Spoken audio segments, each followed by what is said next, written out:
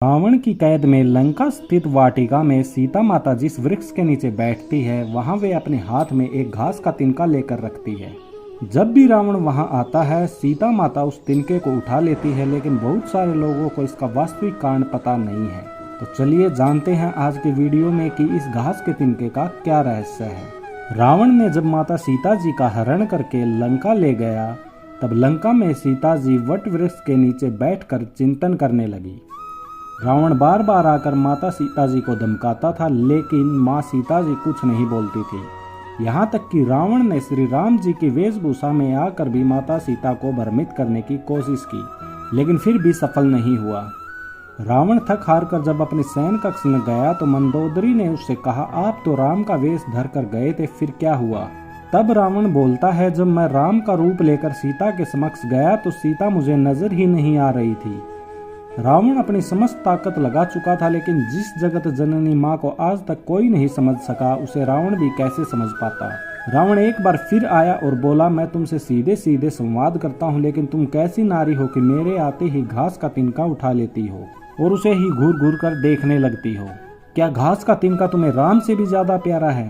रावण के इस प्रश्न को सुनकर माता सीता जी बिल्कुल चुप हो गई और उनकी आंखों से आंसुओं की धारा बहने लगी।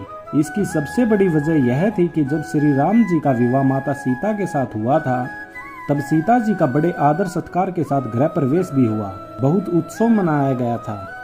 प्रथा अनुसार नववधु विवाह पश्चात जब ससुराल आती है तो उसे अपने हाथ से कुछ मीठा पकवान बनवाया जाता है ताकि जीवन भर घर में मिठास बनी रहे। इसलिए माता सीता ने उस दिन अपने हाथों से घर पर खीर बनाई और समस्त परिवार राजा दशरथ और तीनों रानियों सहित चारों भाइयों और ऋषि संत भी भोजन पर आमंत्रित थे।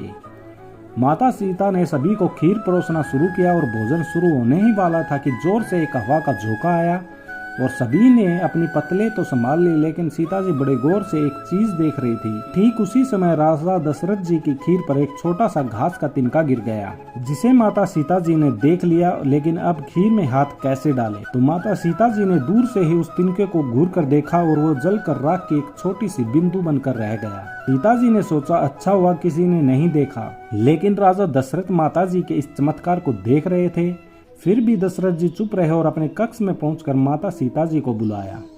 फिर उन्होंने सीता जी से कहा कि मैंने आज भोजन के समय आपके चमत्कार को देख लिया था, आप साक्षात जगत जननी स्वरूपा हैं। लेकिन एक बात आप मेरी जरूर याद रखना, आपने जिस नजर से आज उस तिनको को देखा था उसी नजर से आप कभी अपने शत्रु को भी मत देखना। इसलिए माता सीता जी के सामने जब भी रावण आता था तो वो उस घास के तिनको उठाकर राजा दशरथ जी की बातें याद कर लेती थी। इसलिए माता सीता जी चाहती तो रावण को उसी जगह पर ही राख कर सकती थी, लेकिन राजा दशरथ जी को दिए वचन एवं भगवान श्री राम को रावण वध का श्रेय दिलाने हेतु वो शांत रही। ऐसी विशाल हृदय थी हमारी जानकी माता।